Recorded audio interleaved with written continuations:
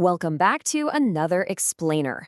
Today, we are decoding a massive, fundamental shift that is completely rewiring the global workforce right beneath our feet.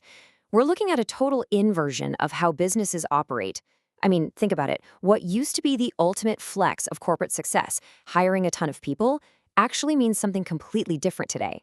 In fact, Wall Street might even look at that and say it's a sign of bad management. We're talking about the AI paradigm shift, the massive restructuring of corporate headcounts, and what exactly happens when the entry-level career ladder simply vanishes into thin air. Here is our roadmap for the explainer today. We'll start by looking at shrinking corporate headcounts. Then we'll dive into the missing corporate ladder for young professionals, before checking out the industries facing immediate change. Finally, we'll break down the AI arms race and explore some potential pathways forward. Okay, let's jump right into part one, shrinking the corporate headcount. We need to explore why doing more with less is completely changing how Wall Street evaluates a successful business. So, for the last 20 years, the playbook on Wall Street was pretty straightforward. If a company was rapidly increasing its headcount, the assumption was, great, they're growing, they're healthy, business is booming.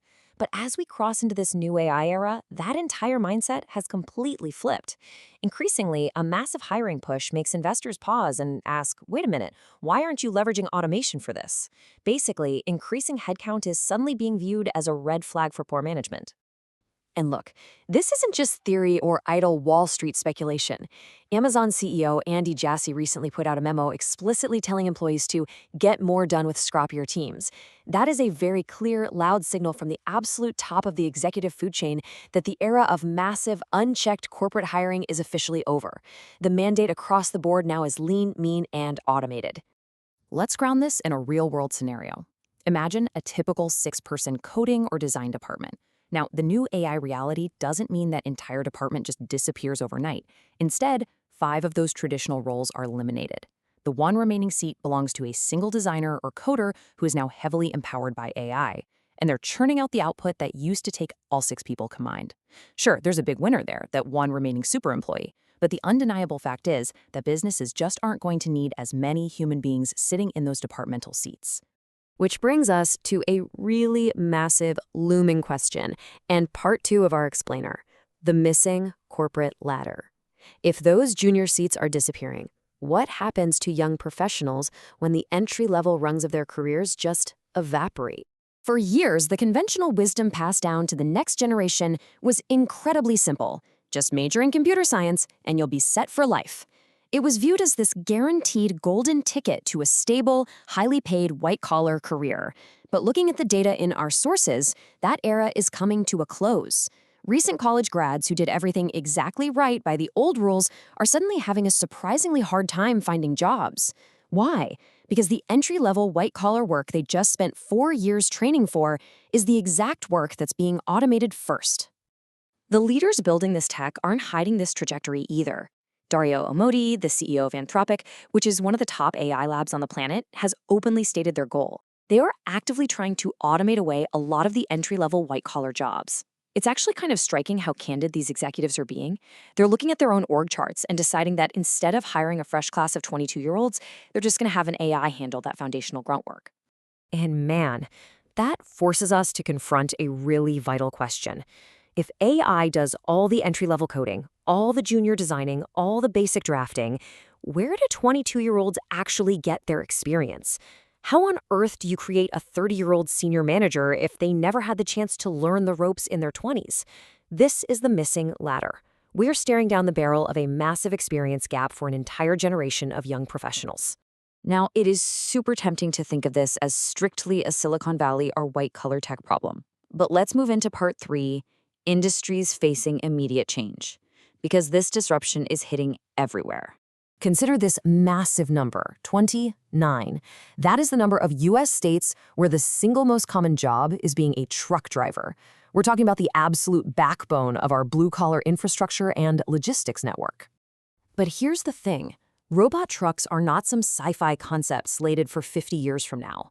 They are literally hitting the highways right now. We are actively witnessing the potential automation of the most common job in over half the country. Our reliance on human trucking is coming face to face with the immediate, real-world rollout of automated, tireless fleets. And bouncing back to the white-collar world for a second, the sources note specific sectors where executives are already swapping out thousands of roles. Customer service workers are being replaced by incredibly advanced conversational AI. Entire design departments are being condensed down into single AI operators. Entry-level coders are being supplanted by AI assistants that can write, debug, and deploy code in seconds. Again, this isn't some future projection. This is the active current restructuring of the corporate headcount happening today. So if the disruption to both blue-collar and white-collar jobs is already this profound, you might be wondering, why is everyone moving so fast? That brings us to part 4, the AI arms race, to unpack the logic behind this speed. Basically, there are massive firm-level incentives driving this intense go, go, go mentality. If you're an AI company right now, you literally cannot afford to hit the brakes. You're in an all-out sprint for compute power, just trying to get enough servers and chips to even run these massive systems. You're racing to acquire data and train better models before the other guy does. And when you zoom out, these companies are looking at international competitors, particularly in China, and realizing that if they pause for even a second, they lose the global race. The incentives are entirely aligned with maximum speed, regardless of whatever societal disruption is trailing behind them.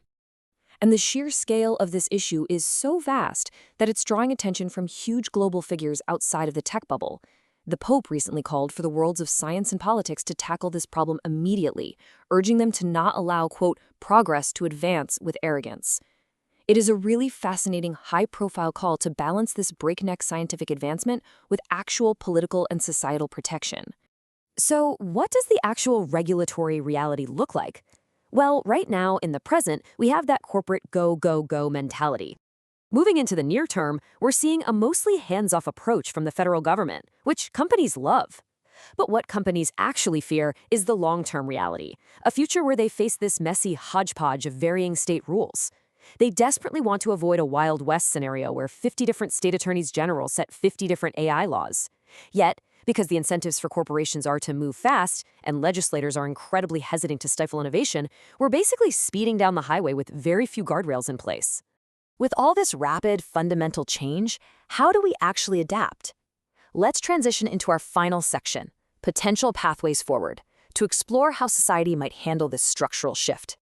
First off, we have to properly frame the scale of what we are living through.